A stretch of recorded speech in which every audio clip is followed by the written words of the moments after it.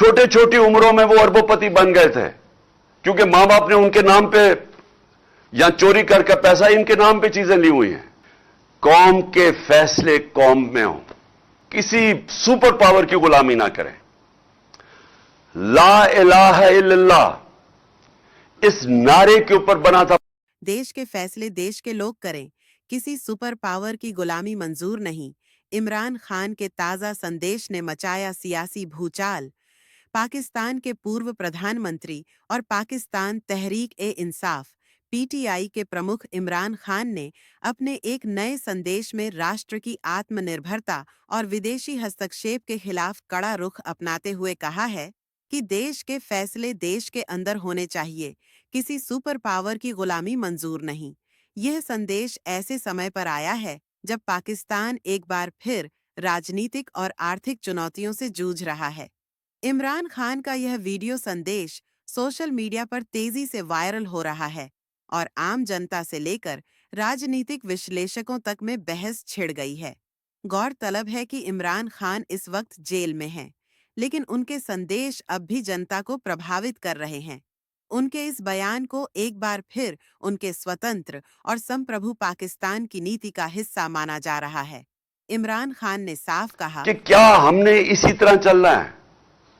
کیا ان چوروں کے بعد جو اپنے بچے تیار کر رہے ہیں اور بچوں نے زندگی میں 1 گھنٹہ کام نہیں کیا، ان کا صرف کام، ان کو صرف ایک چیز آتی ہے، منی لانڈرنگ.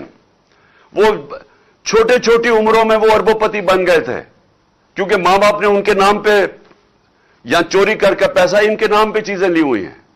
یہ جو 4 لندن میں مہنگے اربوں روپے کے مے فیئر کے جو اپارٹمنٹس ہیں، یہ مریم کے نام پہ تب تھی جب یہ کوئی 20-21 سال کی تھی. اور یہ جو اس کا بیٹا ہے حسن شریف، 10 ارب روپے کا گھر بیچا اس نے لندن کے اندر. کدھر سے پیسہ آیا؟ تو یہ سارے بچے شروع میں ہی یہ جو تیار کر رہے ہیں بچے، ان کی یہ خاصیت ہے کہ یہ منی لانڈررز ہیں سارے. وہ بلاول، اب بلاول میں آپ کو یہ بتاؤں کہ سیاست میں تو اس کا کوئی مستقبل ہی نظر آ رہا. اردو ابھی تک صحیح طرح بولا نہیں ہے، یعنی ہر دفعہ اردو بولتا ہے تو اور لوگوں کو سمجھ نہیں آتی کیا کہہ رہا ہے. لیکن اس کا میں آج آپ کو پیشن گوئی کرتا ہوں.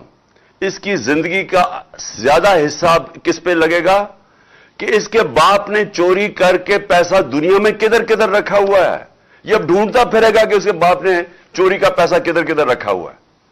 تو ان کے نیچے اگر یہ کوئی سمجھتا ہے کہ یہ ایک عظیم قوم جو حقیقی آزادی کی مارچ ہے، یہ ابھی ختم نہیں ہوگی.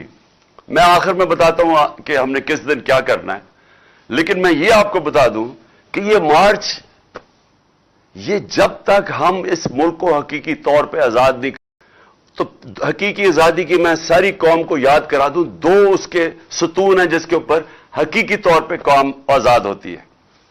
سب سے پہلا، قوم کے فیصلے قوم میں ہوں. کسی اور قوم کی غلامی نہ کرے. ہم کسی سپر پاور کی غلامی نہ کریں. لا الہ الا اللہ اس نعرے کے اوپر بنا تھا پاکستان. لا الہ الا اللہ ایک دعویٰ ہے کہ میں آزاد ہوں، میں صرف ایک اللہ کے سامنے جھکتا ہوں، باقی میں آزاد ہوں. ایک خودداری کا یہ دعویٰ ہے، ایک قومی غیرت کا دعویٰ ہے. یہ نہیں ہوتا کہ وہاں جا کے دنیا کے باہر چکر مارو اور ہاتھ پھیلا کے کہو کہ میں مانگنے تو نہیں آیا، میں مجبور ہوں.